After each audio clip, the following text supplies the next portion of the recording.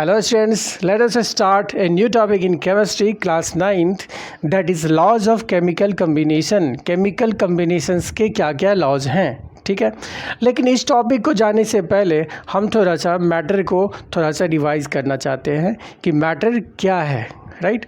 Matter क्या है, आप सबको पता है कि मैटर वो सारी चीज़ें हैं जो हमें चारों तरफ दिखाई देती है, जैसे कि ये मार्कर है, वाइट बोर्ड है, फ़ैन है, चेयर्स है, टेबल्स हैं, लाइट्स हैं, दीज ऑल आर मैटर्स, ठीक है। लेकिन कोई भी मैटर तभी होगा, किसी को भी मैटर हम तब कहेंगे जब उसमें दो चीज़ें होगी। पहली चीज़ ये कि उसका कुछ ना कुछ मास होता हो, और दूसरी चीज़ ये कि वो कुछ स्पेस ऑक्यूपाई करता हो, राइट। तो कहने का मतलब मैटर इज़ दैट या is anything which has some mass and which occupies the space in the environment in the universe, right. तो दो चीज़ें होंगी, कहने का मतलब जिसका कुछ मास होता हो और साथ ही साथ जो कि स्पेस में कुछ जगह को घेरता हो, राइट। तो ऐसी चीज़ों को हम मैटर कह देंगे, क्लियर। लेकिन अब बात ये आती है कि मैटर से पहले कि मैटर जो है सो किस चीज़ का बना हुआ होता है, राइट। मैटर किस चीज़ का बना हुआ होता है? मैटर एटम्स का बना होता है, मॉलिक्यूल्स का बना होता है, क्लियर। तो एटम्स क्या होता है, एटम्स के बारे में हम डीपली पढ़ेंगे आगे इसी चैप्टर में। लेकिन अभी हम यूँ समझते हैं कि जो मैटर होता है, फॉर एग्जांपल कोई भी, जैसे कि मार्कर एक मैटर है, इसको अगर हम डिवाइड करते जाएंगे तो ये एक ऐसा टाइम आएगा जो कि इसका बहुत ही छोटा सा एक पार्टिकल्स होगा जिसको कि हम डिवाइड नहीं कर सकते हैं, राइट। तो वो जो स्मॉलेस्ट पार्टिकल होगा that will be atom, that will be called the atom of this marker. वो इस मार्कर का वो छोटा सा क्या होगा, पार्टिकल जो है वो उसका एटम कहलाएगा, ठीक है, जिसको कि फर्दर हम आगे डिवाइड नहीं कर सकते हैं, ठीक है। तो कहने का मतलब है कि मैटर जो है वो किस चीज़ का बना है, एटम्स का बना हुआ है। अच्छा, दूसरी चीज़ ये कि हर एटम की अपनी अपनी प्रॉपर्टी होती है, राइट। तो एटम्स की जैसी प्रॉपर्टी होगी तो उस एटम से बना हुआ जो भी मैटर होगा उस मैटर की भी वही प्रॉपर्टी होगी, क्योंकि आखिर जिस एटम से बना है उस एटम का जो प्रॉपर्टी है वही ऑक्यूपाई करेगा वो मैटर, ठीक है। जिस एटम से बना है उसकी जो प्रॉपर्टी होगी वही मैटर की भी प्रॉपर्टी होगी। कहने का मतलब डिफरेंट एटम्स होंगे तो डिफरेंट मैटर्स बनेंगे और उनकी प्रॉपर्टीज़ डिफरेंट होगी, क्लियर। अब आते हैं हम जो हमारा टॉपिक है लॉज ऑफ केमिकल कम्बिनेशन, इस पे आते हैं। तो केमिकल कम्बिनेशन के जो लॉज हैं वो 3 लॉज दिए गए हैं। पहला है law of conservation of mass, दूसरा law of constant proportions and third one is law of multiple proportions, right. तो एक एक करके हम इनको विस्तार पूर्वक समझते हैं, इन डिटेल समझते हैं, राइट। तो पहला है लॉ ऑफ कंजर्वेशन ऑफ मास। सबसे पहले एक वर्ड आता है कंजर्वेशन। कंजर्वेशन का मतलब क्या होता है? कंजर्वेशन का मतलब होता है संरक्षित। कोई भी चीज़ कंजर्व अगर है, ठीक है, तो कहते हैं कि उस चीज़ का ना तो लॉस हो रहा है ना ही उसमें कोई गेन हो रहा है, ठीक है। अगर कोई चीज़ एज इट इज़ रहता है उसमें ना तो प्लस होता है ना ही माइनस होता है, वो कांस्टेंट होता है, ठीक है, उसमें कोई लॉस या गेन नहीं होता है, तो कहेंगे कि वो चीज़ आपका कंजर्व है, ठीक है। तो लॉ ऑफ कंजर्वेशन का मास यहाँ कहता है कि ये जो सबसे पहले जो दिया गया था, सबसे पहले लेवोइज़ियर नामक साइंटिस्ट ने 1774 इतने साल पहले इन्होंने लॉ ऑफ कंजर्वेशन ऑफ मास के बारे में बताया था, ठीक है, इस साइंटिस्ट ने। तो इनका ये कहना है या ये लॉ ये कहता है कि मास जो है आपका कंजर्व रहता है, मास में कोई कमी नहीं होती है ना ही बढ़ोतरी होती है, ठीक है। अब कब की बात हो रही है कि मास कब नहीं बढ़ता है, कब बढ़ता है, तो जाहिर सी बात है कुछ ना कुछ रिएक्शन होगा उसके बाद, और उसके पहले के जो मास होगा उसकी बात हम कर रहे हैं यहाँ पे, ठीक है। तो जैसे कि कोई भी केमिकल रिएक्शन होगा तो आपका 2 कंपाउंड आपस में क्या होता है, रिएक्ट करता है, तो तीसरा कंपाउंड बनता है, ठीक है, या चौथा कंपाउंड, 3-4 कंपाउंड्स बन सकते हैं, ठीक है। आफ्टर रिएक्शन व्हाटएवर कुछ भी हो सकता है, डिपेंड करता है कि किस किस के बीच रिएक्शन हो रहा है, ठीक है।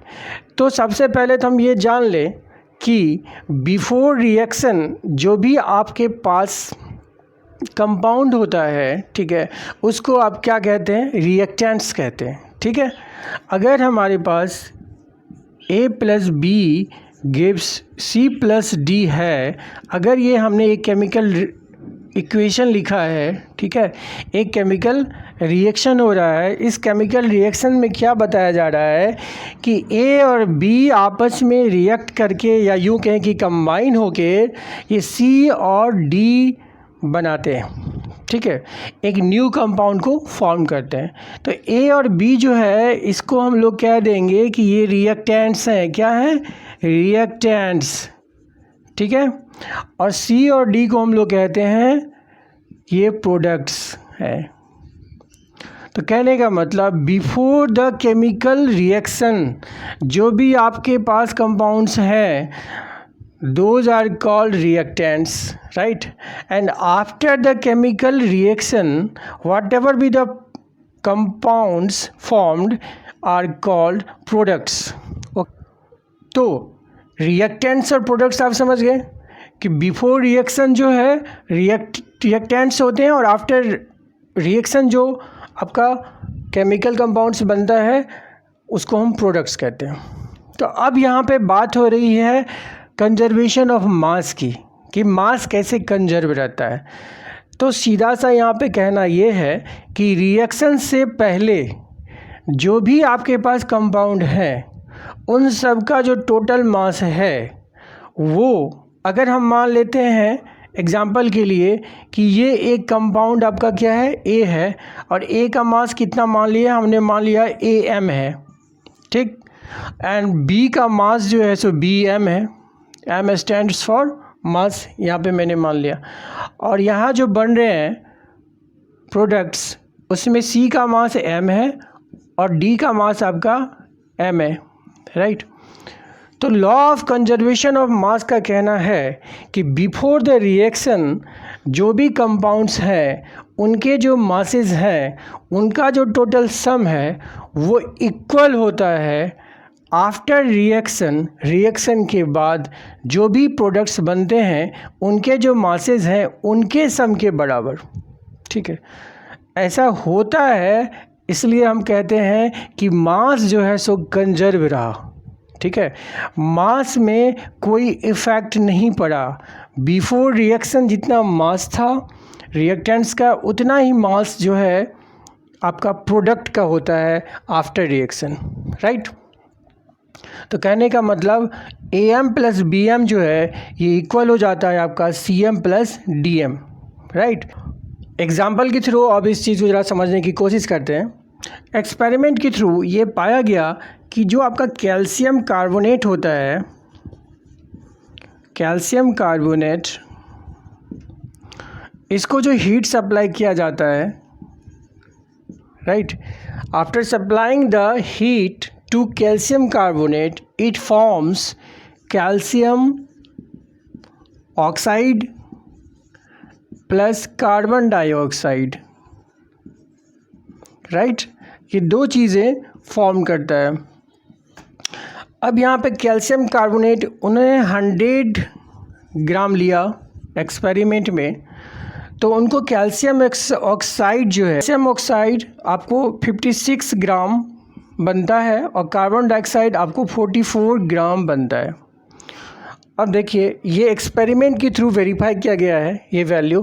तो यहाँ पे ये साफ साफ पता चल रहा है कि जो रिएक्टेंट्स है यहाँ पे ये आपका क्या है, रिएक्टेंट है।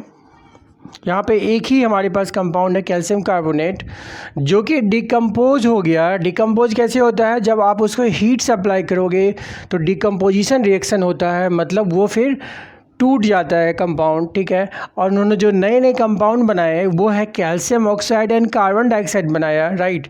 तो कैल्शियम ऑक्साइड जो बना वो 56 ग्राम बना एंड कार्बन डाइऑक्साइड 44 ग्राम बनता है। तो अगर इन दोनों को हम जोड़ देंगे 56 प्लस 44 तो ये आपका हो जाएगा 100 ग्राम। ये उतना ही है जितना कि रिएक्टेंट्स कैल्शियम कार्बोनेट का मास है।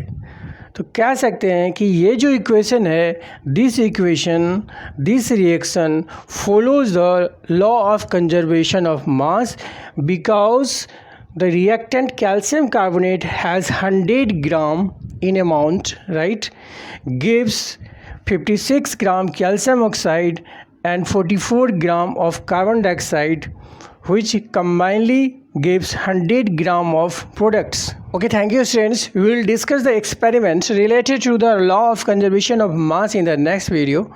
और आपको अगर सारी चीज़ें समझ में आ रही है तो प्लीज़ सब्सक्राइब माई चैनल और लाइक करें एंड शेयर करें. Thank you so much students.